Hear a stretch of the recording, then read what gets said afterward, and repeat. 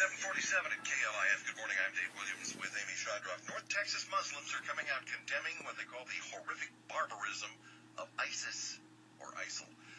And one of those leading the charge is Alia Salem, Executive Director of the DFW chapter of the Council on American Islamic Relations. She joins us now. Good morning, Alia. Good morning. Thank you for having me. Well, thank you for joining us. I heard some of your comments the other day, and I thought, boy, I would like to talk with her. And here we are, and I'm very grateful for that.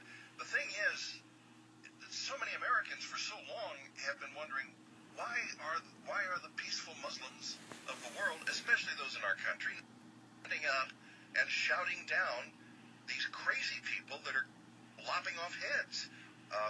Why has it taken CAIR so long to come out and be official in condemning ISIS? Actually, it hasn't taken us that long. We've been condemning quite heavily, actually. Our national office has issued more than 3 press releases since all of this began, and for every other subsequent terrorist attack that has plagued our world, especially since 9/11, our organization has come out very strongly, as well as many Muslim organizations, both here in the United States and around the world. The problem that we're facing is that doesn't really get much airtime. It doesn't get much media coverage. So we struggle with that, and every time I go out and speak on these issues, that's one of the first questions I get. So it's something that we have to deal with on a regular basis, and we hope that the tides will change and we get that coverage so that people know where we stand on this issue, because it's intolerable. We don't accept it, and we don't want it to speak for us. Can you tell us what it's like as a Muslim American or a Muslim who's living in America and perhaps is wearing the Muslim garb and is out and about? Do you get looks all the time? Do people think that you're going to blow up a plane? I mean, what's it like? Well, absolutely.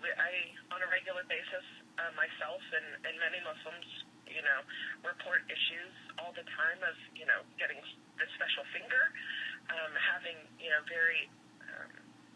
very ugly looks thrown at us, not to mention having, racial and religious slurs thrown at us, and then even hate crimes and death threats. I personally have been threatened on a number of occasions, as well as my fellow Muslim citizens, and it's something that's very disheartening. When you're told to go back home to your country, I'm like, where do you want me to go? I'm from Fort Worth, Texas. I'm not sure what you're saying.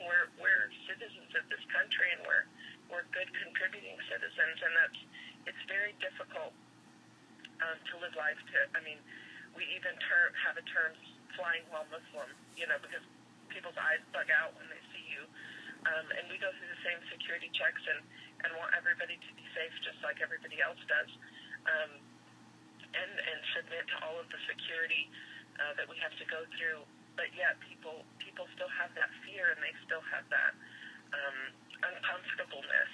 And so, a lot of Muslims try to do what they can to help calm those fears with individuals, smiling and talking to people and helping people to reduce those fears and overcome that, and understand that we're just regular peace-loving individuals like they are.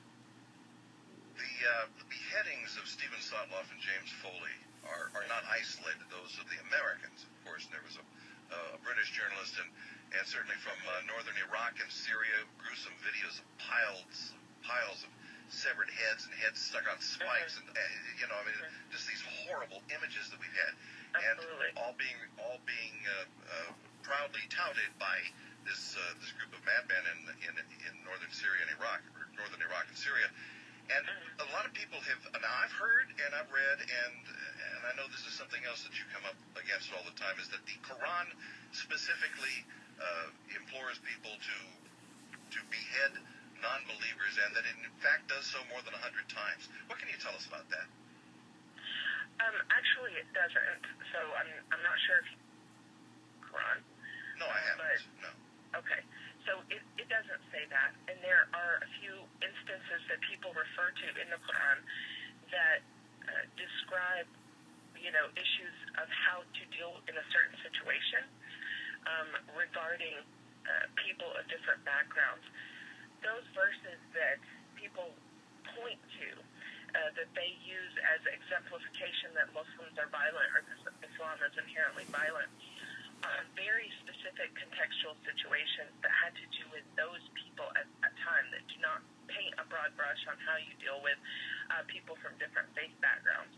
What's more important are the multiple and numerous passages in the Quran that call for peace and that call for unity and that call for pluralism.